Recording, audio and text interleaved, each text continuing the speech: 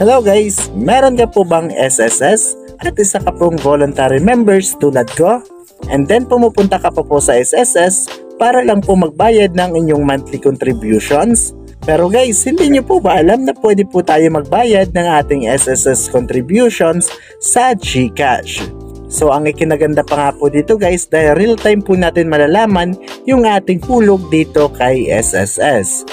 At dito din po sa video na ito guys, malalaman nyo din po kung magkano po yung inyong monthly contributions pag voluntary members lang po kayo dito kay SSS. Kaya guys, panoorin nyo po na mabuti ang video na ito dahil ituturo ko sa inyo yung step by step kung paano po tayo magbabayad ng ating SSS contributions sa GCash. So para hindi po kayo magkamali dito. Kaya wag na po natin patagalin to, simulan na po natin. Ayan, so una guys, kailangan meron po tayong SSS application. So mag-download lang po kayo ng SSS applications sa Play Store. At kailangan din guys, meron na po tayong SSS account dito.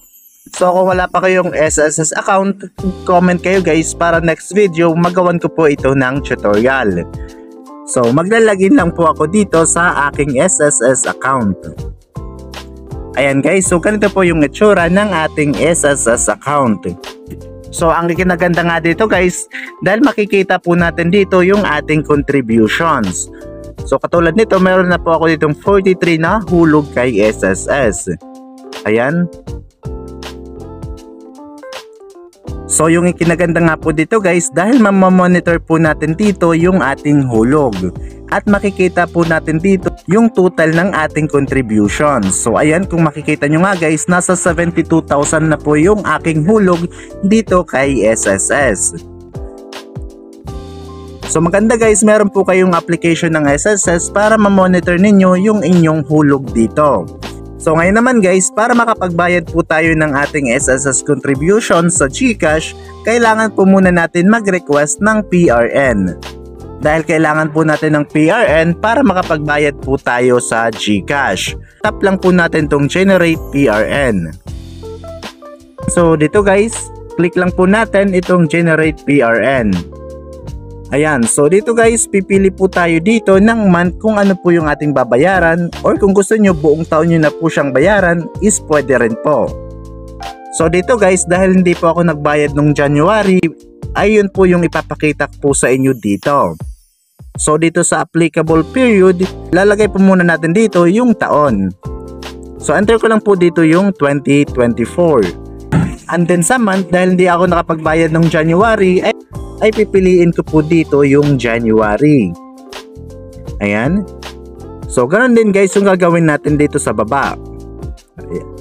For example lang to guys ha, pwede kayo magbayad dito ng whole year. Pero pwede naman guys buwan-buwan lang tulad ng gagawin ko ngayon.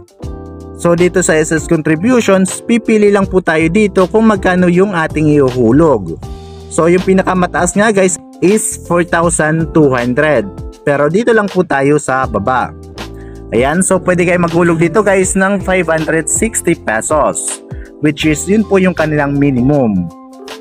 Pero guys, yung ginagawa ko dito dahil ang hulog ko nga po dito buwan-buwan is 1,050. So ito po yung lagi kong hinuhulog dito kay SSS every month.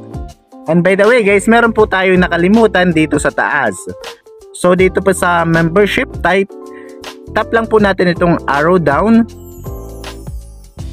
Ayan, so pipili tayo dito guys. Kung isa kang OFW, i-choose nyo po dito yung OFW. So tulad ko na isang voluntary member, piliin lang po natin dito yung voluntary. Ayan. And then pwede na po tayo mag-submit. So ayan guys, mag-generate na po tayo ng PRN. So click lang po natin itong okay.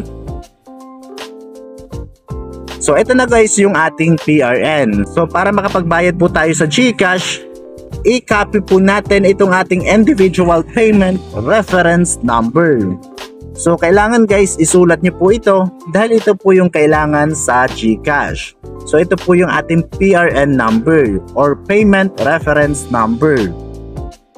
So isulat nyo po ito guys sa papel para hindi po kayo magkamali. So wag nyo gayahin to guys ha, dahil akin po ito. And then pag nasulat nyo na guys, punta na po kayo sa inyong mga GCash account. Ayan guys, so pag nandito na po tayo sa ating mga GCash account, click lang po natin itong View All Services. So dito guys, hanapin nyo po dito yung Government. Ayan, so tap natin itong Government.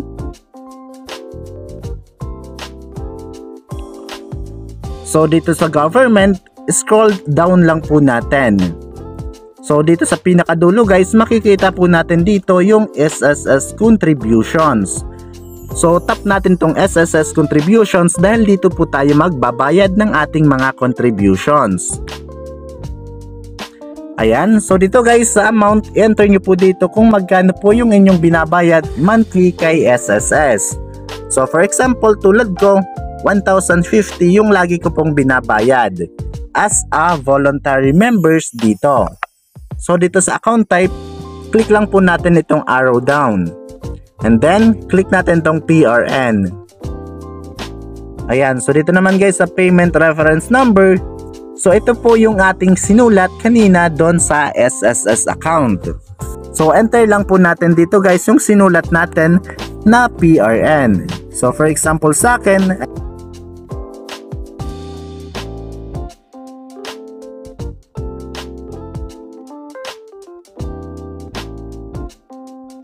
double check natin na maayos guys para hindi po tayo magkamali dito. Dito naman sa fire type, click lang po ulit natin itong arrow down. So dito guys, kung voluntary members kayo, click nyo lang po itong voluntary contributions. Ayan. So dito naman guys sa email address, make sure na maglagay tayo dito para meron po tayong resibo. And then after that, click lang po natin itong next. So dito guys, meron lang po siyang charge na 8 pesos. Pero okay lang yan guys, maliit lang naman. And then, para mag-successful yung ating pagbabayad, click lang po natin itong confirm. Ayan, then wait lang po natin na ma-process. So kung makikita nyo nga guys, nahulog na po yung aking SSS contributions. So balik po tayo sa ating SSS account para makita natin kung pumasok na po yung ating hulog. So tap lang po natin tong total contributions para makita natin kung dumating na po yung aking hulog. Ayan guys, so makikita ninyo naging 73,000 na po yung aking hulog dito kay SSS. So pumasok nga po agad yung hinulog ko ngayon sa GCash. So ayan guys. So napakaganda guys na meron po kayong SSS applications para ma-monitor nyo po yung inyong hulog dito.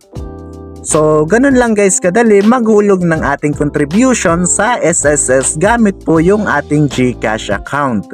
So sana nakatulong po sa inyo ang video na ito. At kung nakatulong nga po sa inyo guys ang video na ito, ay huwag nyo po sana kalimutan i-like and follow dahil malaking tulong na po yan sa akin guys pag naka-follow po kayo dito.